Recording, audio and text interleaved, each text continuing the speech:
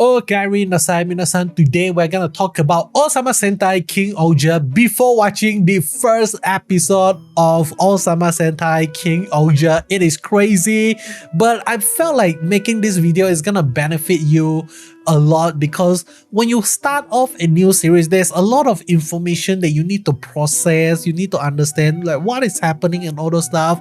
So let me help you with all of that. So this is a lot, there's quite a lot of information we already know the series is gonna bring to us. First of all, let us start off with the plot, with the synopsis of the story. So let me start off.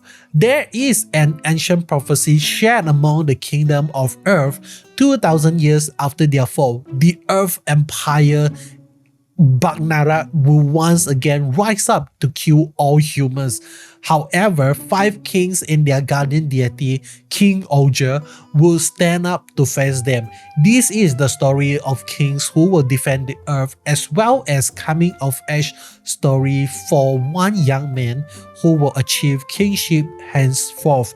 Very amazing plot here we actually get to see. So we already know that this is a different, totally unique war that we are seeing here. This is not Earth. Maybe Earth, we are not sure. They call themselves Earth, but we are seeing they don't only take place in Japan, but they take place in entire Earth, and there are only 5 kingdoms that has been named so far. I believe there are gonna be more, and that is how more rangers are gonna be introduced throughout the entire series, or maybe the rangers is gonna come from these 5 nations. We are not sure, okay, but these 5 kingdoms are separated. They are not together, they are not under one nation, one ruler, but there are 5 different kings, and that is our 5 rangers of the show itself. And from the plot itself, we also get to know the villain of the show. So 2000 years ago, there's this empire called Bugnarak who rule over the world, but I believe this King Ohger managed to beat the shit out of them and send them to somewhere and maybe seal them in some sort of places. And now it comes to the modern day, to the present day, the Empire Bugnarak is gonna rise up from the grave once again to kill all the humans, and therefore the 5 rangers is gonna team up together and take down the villain itself. So we already know all of this. This is a very amazing story and very standard story for a Super Sentai. But the unique thing about this series is that this war is, like I said, this is taking place in the entire world itself. So I'm not so sure how to actually visualize the scaling of the show itself. It's like they're gonna shoot at quite a lot of different location, because in order to kind of like differentiate which location, which nation that they're actually in, they needs to go to a totally separate place, totally separate location to shoot a certain scene. They need to build at least 5 different sets because there is like 5 rangers. So I believe their headquarters is gonna be 5 different locations, and in every single nation they are gonna have a very different environment for them to fight in. So I believe when we reach the Papillon environment, it's gonna be snowy, there's gonna be a lot of ice, and when we reach to the Yellow Ranger, it's gonna be a lot of flowers and stuff, and when we reach the Black Ranger, there's gonna be a lot of crops. I'm not sure how are they gonna portray the Red Ranger Kingdom and also the Blue Ranger Kingdom, but here we actually get to see the map, and every single kingdom actually helps one another in the life that they're actually living in. So let me start off with the Blue Ranger. The Blue Ranger Kingdom is called Kosopa. I'm not sure how to pronounce the kingdom name, but I'm just gonna call it Kosopa. And this nation is actually famous for their tech. Everything revolves around the tech is gonna belong to the Blue Ranger. The Blue Ranger is gonna handle that.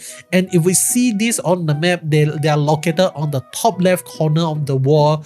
They have quite a lot of land, but most of the land are mountainous land based on the way I am able to read the map It is quite a big land itself.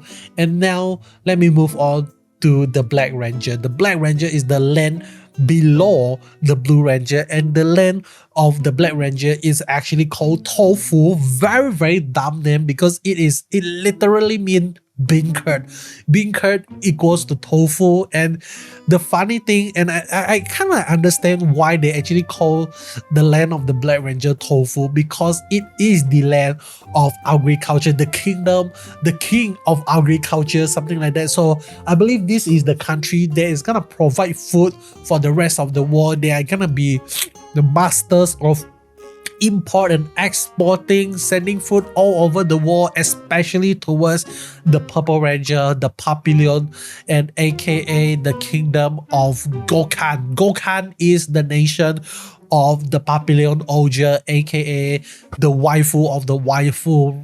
I don't know what am I saying, but this nation is famous for their law and justice. They have a big scale in their castle itself to symbolize that they are the justice system. They are the hand of the law. If you break any law, you're gonna be sentenced to death. I don't know, but I believe every single trials around the world is gonna be sent here, especially like extreme trials. They're gonna be sent there as to trial them to judge whether or not they are guilty or not guilty, something like that. And due to their landscape, like I said, due to their landscape, they live in cold area, mountainous cold area country. So they don't have a lot of places where they can actually get a lot of food, and that is why they actually needs to rely on the Black Ranger to feed them, to give them food. And without the help of the Blue Ranger, Black Ranger is not able to send food to the Purple Ranger, because without technology, without like some sort of like train, some sort of like aircraft, or maybe like ship, you can't do that. You cannot send food over to the other side of the world, something like that. But next, let me move on to the Yellow Ranger, because the Yellow Ranger nation is a really, really unique nation. It is called Ishabana. Ishabana nation is the nation where it focuses both on the arts and the medical care. So this is two very, very interesting unique traits that this kingdom have. Like, how can you excel in arts but at the same time in medical care as well? Because when you talk about art, it's like the people are more artistic. They don't care about the scientific thing. They don't care about the details. They focus on expressing themselves. They focus on like beauty and art. Like it's like the feel goods, like making themselves looks good. But this, for some weird reason, they decide to give this nation the medical care as well. So this nation is a balance between art and medical. So they're gonna have the top-notch medical care. Everyone that got hurt is gonna get sent to Ishabana. They have the best doctor, and at the same time they have the best artist as well. And lastly, how about the Red Ranger, the Shugodam? Yeah, the Shugodam is gonna be the nation of the Red Ranger, and this is said to be the nation of ultimate industrialized kingdom. We are not sure what does industrialized kingdom means, but I would say it is kind of like very, very London vibe. I would say like a lot of trains, a lot of railways, like a lot of import and export. There's a lot of things going on in this country, and the reason why I would say the Shugodam becomes such an important place, because it is located in the center among the rest of the kingdom itself. This kingdom serves as the capital of the earth. Like every single person that needs to make trades with one another needs to go through Shugodam to make trades, because like in order for you to travel all over the world, you need to take break, you need to have a pit stop. And that is why even in our current world, Singapore became such an important country, because it is located in a very, very specific place where the east meets the west, something like that. Okay, so I believe this is similar as well for our Red Ranger, the sugar dam. But that's not the only thing famous and interesting about the sugar dam. The sugar dam also, how do I say it, carries it is the headquarter for their guardian deity. So their guardian deity is going to reside in this sugar dam, aka the King Ohger, aka the Megazord of the series, is gonna be here. It's gonna be stored here. I'm not sure how things are gonna go. Like, is it gonna be only the Kuwagata here, or the rest of the guardian deity is also gonna be here? I'm pretty sure like each nation is gonna have their own guardian deity, but you know, the middle one is the Kuwagata. Okay, very interesting stuff. And lastly, I just want to talk about the coming of age story. I already talked about how Gira is actually not the king of Sugodam. He is the Red Ranger, but he's not the king of Sugodam. And the king of Sugodam is currently it belongs to Rakules Hasti, and I believe he is gonna be the sixth ranger being introduced in the series itself because of this photo I saw in the internet. They are actually selling the plushies of the Ranger Ohsama Sentai, and we actually get to see a gray color Kuwagata Ohger, and I believe this is gonna be Rakules Hasti.